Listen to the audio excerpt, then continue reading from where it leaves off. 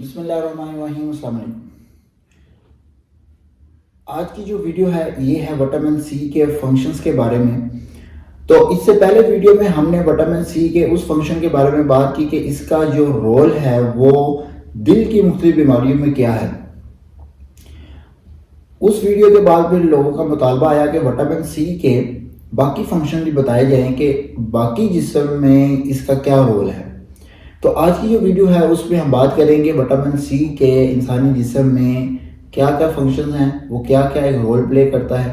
تو ہم اس کے بارے میں بات کریں گے.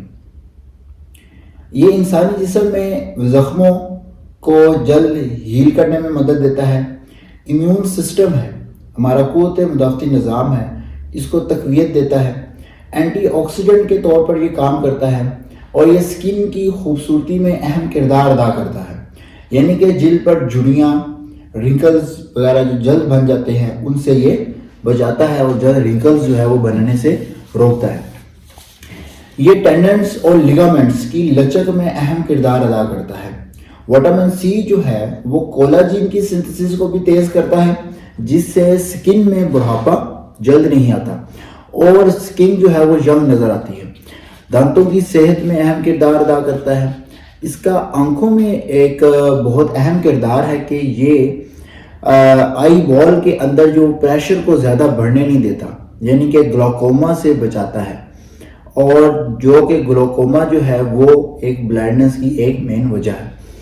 پھر یہ جوڑوں کی جو پرانی انفلیمیشن ہوئی ہوتی ہے اس میں اہم کردار ادا کرتا ہے.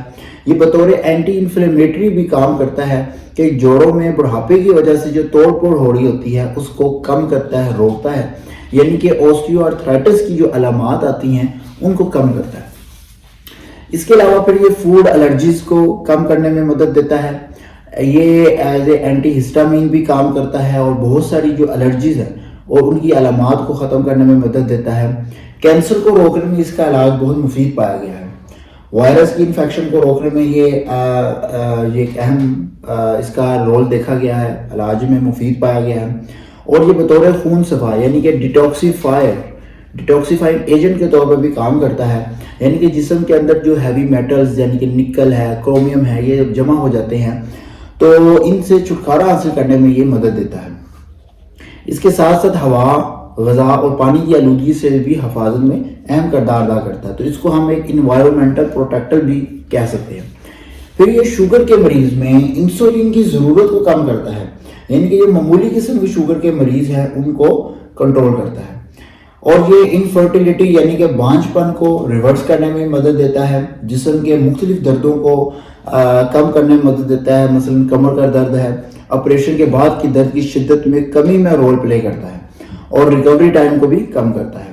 ہڈی کے فریکچر اور اس کی بیماریوں سے محفوظ رکھنے میں اہم کردار ادا کرتا ہے کیونکہ اس کا کولاجن پر براہ راست جو ہے وہ مفید اثر ہوتا ہے. اس وجہ سے یہ پھر جوڑوں کی جو مختلف بیماریاں ہیں اور ہڈی کے فریکچر اور ان کی جتنی بھی مسئلے مسائل ہیں ہڈی سے ریلیٹڈ، جوڑ سے ریلیٹڈ، تو یہ اہم رول پلے کرتا ہے. تو ہمیں یہ جو ایک قدرت کا تحفہ ہے وٹامن سی، اس کا جو ہے استعمال بڑھانا چاہیے، زیادہ کرنا چاہیے.